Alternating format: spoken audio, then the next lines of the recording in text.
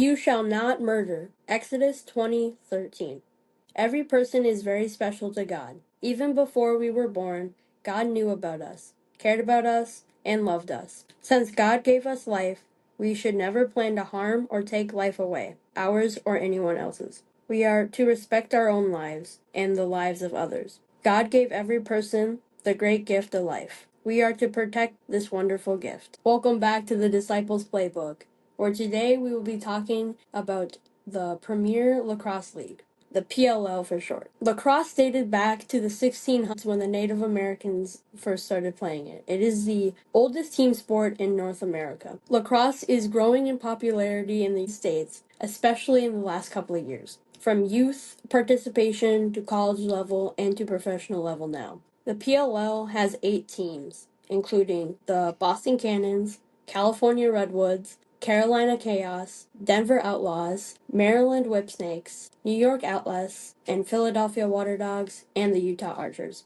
And the recent champion being the Utah Archers back in 2024. On February 11th through the 17th, the PLO will be holding the Lexus Champion Series, where 4 teams will compete out of the 8. And those teams are the Boston Cannons, Utah Archers, Maryland Whipsnakes, and New York Atlas. And the Women's Lacrosse League will be making its debut that weekend as well, doing the same thing, having 4 teams to start their league. And those teams are the Boston Guard, California Palms, Maryland Charm, and the New York Charging. So yeah, that's what will be happening from the 11th through 17th, and it is quite a big deal. Here are some of the rules of the PLO. There's no shot backup. In traditional field lacrosse, the ball goes to the player closest to where and when it went out of bounds. In sixes, missed shots out of bounds always go to the defense, regardless of proximity. 30-second shot clock. There's a 30-second shot clock, as stated. Quick restarts after goal. Sixes lacrosse emphasize tempo by encouraging quick restarts. After a goal is scored, the goalie initiates play. Face-offs only occur at the beginning of each quarter. Those are some of the rules of the PLO that make it a little bit different. And in the 2028 Olympics that will be held in the United States, they are bringing back lacrosse for the first time in many, many years, which is quite a big deal. How this tournament will work for the February 11th through 17th, it is a round-robin base, so all 4 teams will play a series of games to determine playoff seeding. The top 3 teams will move on. And then the semifinals, February 16th, the second place plays third place, and the first place automatically gets a bye out of those round-robin games. And the championship will be the winner of the 2 and 3 seed, and they will play the team that got a bye, and there will be a champion crown for both the men's and women's league. They will not be playing against each other at all this weekend. Well, not this weekend. February 11th through 17th. So yeah, the PLL, they have been around for not so long, but yeah. As we know, the Utah Archers won the championship last year, and yeah, it was a pretty good championship. I don't remember score at all. But yeah, lacrosse is just growing rapidly right now. It has been for the past couple of years, and yeah, they have their own draft. There's a whole draft.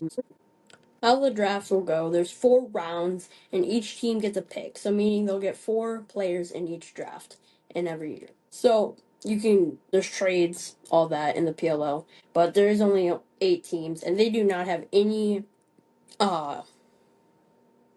plans to expand anytime soon, but I honestly think that they should in the near future. Probably not in the next 5 years, maybe 10 years.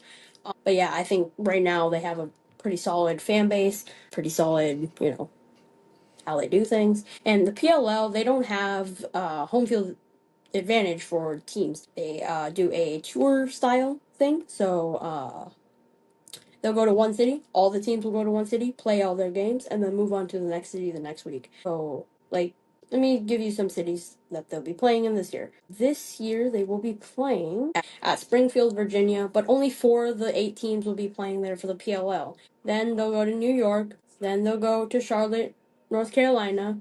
Then Philadelphia, Baltimore, San Diego. Then they'll have their All-Star game, which is kind of a big deal. Then they'll go to Chicago, Fairfield, Connecticut, Salt Lake City, Denver, and Boston. Some of the teams that are in the league, they will be playing at their city, but necessarily they're not going to get a home field advantage. All games are going to be on ESPN Plus, and you can just watch them all there. They will all be on the same day and whatever. So, but I think the biggest thing for the lacrosse is the women's thing that is coming up in this tournament in Springfield, Virginia, because it's marking the first inaugural debut of the Women's Lacrosse League, which I think could grow in the next couple of years, especially considering men's lacrosse is growing at a rapid pace right now. We're gonna deep dive into some of the stats from last year, just so you kind of know who the best players are, since most of you probably don't know what the PLL is. The points leader last year was Jeff Teat of the New York Atlas. The New York Atlas started off very hot last season with a undefeated record. However, they did not win the championship. The Utah Archers did. And I don't know if you knew this, but the PLL has a 1-point line and a 2-point line. So the 1-point goals, most goals scored for a 1-point shot, was Jeff Teat again of the New York Atlas. He's a phenomenal player. And then the 2-point goals, Romar Dennis, he scored 7, which was the most by any player. Assist leader from last year was Jeff Teat again. He led the league in a lot of categories, which made the Atlas really good because they had other guys who also did very good things. Now let's look at some other things here. So with the scoring, obviously Jeff Teat has scored the most points. Points meaning like assists and all that. It does not necessarily mean goals scored on the net. Let's see here. There's just a ton of other things. Like you got unassisted goals, assisted goals, settled goals, fast break goals, power play goals, and yes, there are power plays in the PLL. Substitute goals and doorstep goals. I will not be getting into all of that today. Maybe another video. They also have passing stats, like the assisted I was telling you about, shooting stats, all that. The PLO, they've been around for a couple of years.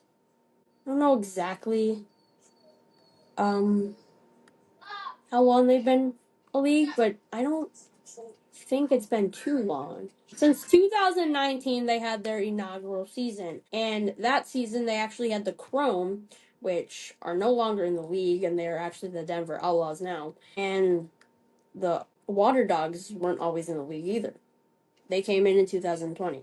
So, yeah. Also, there was other thing I wanted to get into here. They have fantasy lacrosse. If you ever played fantasy football, not really like that. It's like you pick your players every week and you have this budget you can spend. It's not real money, it's fake money. Anyways, alright, now we're going to talk about what teams have won the championship before and what teams have still not been able to. So in the 2019 season, the first season of the PLL, the Maryland Whipsnakes won. And then the following year, they ended up winning, so they were back-to-back champs. The Whipsnakes went to their third championship in a row in 2021, but however lost to the Chaos 14-9. And then the following year, the Chaos lost to the Water Dogs 11-9. Very close game. And the year after that, the Water Dogs ended up losing to the Archers. A little bit of a pattern there, if you saw. And just this year, the Archers beat the Whipsnakes 12-8. To win the championship this year. Yeah, I hope you guys liked this episode here today. It was a little bit different. But yeah, we'll catch you on the next one. Thanks for watching.